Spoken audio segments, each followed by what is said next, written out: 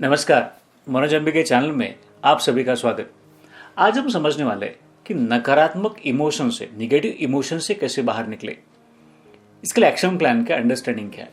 अगर हम नकारात्मक इमोशन से यानी निगेटिव इमोशन से बाहर निकलना चाहते हैं, नकारात्मक भावनाओं से बाहर निकलना चाहते हैं तो इसका एक्शन प्लान है ब्रेन, यानी ब्रेन का इस्तेमाल करके हम इसमें से बाहर निकल सकते हैं। अब इसमें से जो बी है, आर है, ए है, आई है, एन है, इस हर शब्द का महत्व है। सबसे पहली बात तो मुझे बताना है कि हमारे जीवन में नकारात्मक भावनाओं का, निगेटिव इमोशन का एक जरूर महत्व है। कई लोग इस नकारात्मक भावनाओं के कारण, निगेटिव इमोशंस के कारण बहुत बड़े बड़े काम कर लेते हैं। उसका अपना महत्व है ही, कभी हम उस पर बात करेंगे कि उसका भी कैसा उपयोग किया जा सकता है। लेकिन आज हम समझेंगे कि जब नकारात्मक भावनाएं हमारे पे हावी हो जाती है, निगेटिव इमोशंस हावी हो जाती है, तो उसमें से कैसे बाहर निकले। उसमें जो सबसे पहले जो बी है वो कहता है कि किसी को ब्लेम मत करना, यानी किसी और को दोषी मत कहना। कई बार ऐसा होता है कि हमारे अंदर कोई निगेटिव इमोशंस आते हैं, नकारात्मक भावनाएं आती है, तो हम कहते हैं इसके लिए ये जिम्मेदार है, डैडी जिम्मेदार है, मम्मी जिम्मेदार है, भाई है, पत्नी है, बॉस है, बाहर है। हम किसी और को दोषी ठहराते, किसी और को ब्लेम करते, जिसकी वजह से अपने आप हम सिंपैथी एक्सपेक्ट करना शुरू करते, सहानुभूति की अपेक्षा रखते। होना क्या चाहिए, जो दूसरा अल्फाबेट है आर, वो है रिस्पॉन्सिबिलिटी। इसकी जिम्मेदारी, इसकी रिस्पॉन्सिबिलिटी मेरी है, मैं इसके लिए रिस्पॉन्सिबल हूं।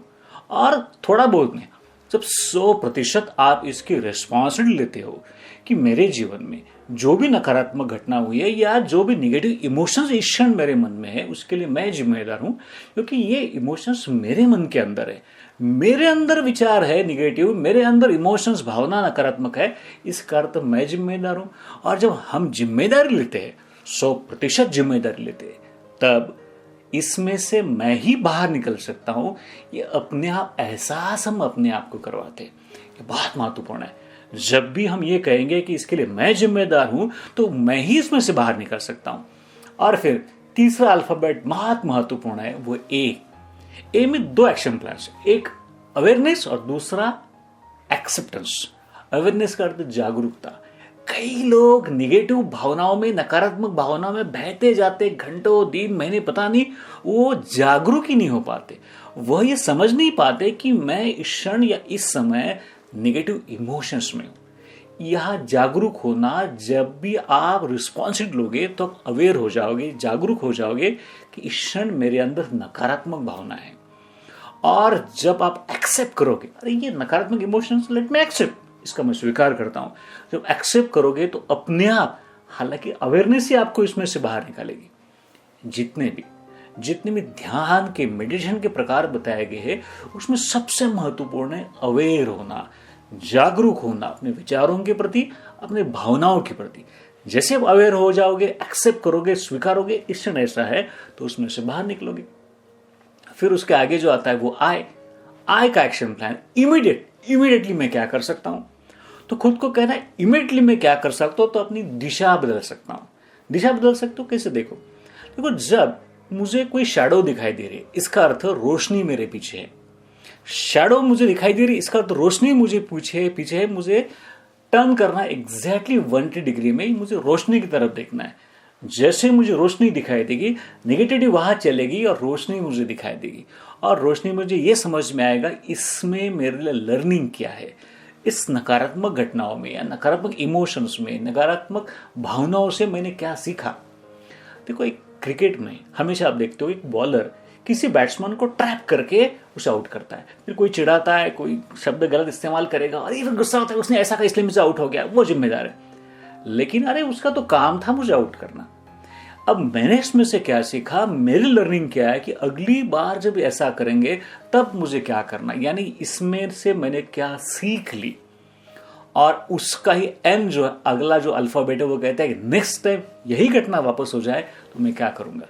तो अगली बार जब ऐसा बॉल आ जाएगा, मुझे पहले से पता है कि मेरी सीख कहती है, मेरी लर्निंग कहती है ये तो ट्रैप है, ये तो ऐसा करने वाले। यहां मैं अपनी रिस्पॉन्सेस को किस तरह से दूंगा, मैं इमोशंस को कंट्रोल में रखूंगा, नहीं रखूंगा, अपने आप अवेयर हो जाओगे। और फिर नेक्स्ट टाइम अगर उसी बॉल को आप 6 में या 4 में कन्वर्ट कर पाओगे। ये संभव है, जिससे आप, मैं ये नहीं कहूँगा कि इसमें से आप पूर्ण रूप से निगेटिव इमोशन से निकलोगे, लेकिन उसकी तीव्रता काफ़ी कम होगी। फिर कई लोग पूछते कि आजकल की इस माहौल में जहाँ सब निगेटिविटी है, वायरस है, ऐसे में इमोशंस को कैसे हम कंट्रोल करें? देखो, इसमें सेम एक्शन प्लान है। एक तो हमें ब्लेम नहीं करना कि इसके कारण ये वायरस है, उसके कारण वायरस है, किसी को ब्लेम नहीं करना। खुद रिस्पॉन्स लेने क्या, इसमें से बाहर निकलने के लिए मैं क्या कर सकता हूँ, मैं कैसे रिस्पॉन्सिबिलिटी ले सकता हूँ। फिर एक कहेगा कि मैं कैसे अवेयर रहूँ हर चीज़ में, फिर मेरे चलने में, मैं जो भी कार्य कर रहा उसमें जो भी प्रिकॉशंस है वो लेने के बारे में कितने जागरूक हूँ। और इतना भी कि इमीडिएटली मैं क्या कर सकता हूँ, इमीडिएटली जो भी मुझे बताए गए एक्शन प्लान्स को मैं उसका कैसे इस्तेमाल करूँ, इसमें से मेरी सीख क्या है, इसमें से मेरी लर्निंग क्या है। और नेक्स्ट टाइम वापस कोई ऐसी घटना होती है तो पहले से मैं इस ब्रेन शब्द का इस्तेमाल करके इमोशंस, नेगेटिव नकारात्मक इमोशन से कैसे निकलूंगा, इस पूर्ण शब्द का आप इस्तेमाल करोगे तो आपको पता चलेगा कि आपकी जो नकारात्मक भावना है उसकी तीव्रता काफ़ी हद तक कम हुई है। मेरी बात अगर आपको पसंद आई है तो ये जो वीडियो है ये सभी की तरफ भेजना, शेयर करना, लाइक करना। अभी तक सब्सक्राइब नहीं किया तो ज़रूर सब्सक्राइब करना और हमेशा हैप्पीली, आनंद के साथ करना। और जैसे मैं हमेशा कहता हूँ, हर कार्य अगर आनंद के साथ करना चाहते हो तो हमेशा अच्छी बात देखना शुरू आवश्यक है, अच्छी बातें सुनना आवश्यक है और अच्छी बातें पढ़ना भी आवश्यक है। Wish all the best. Thank you very much.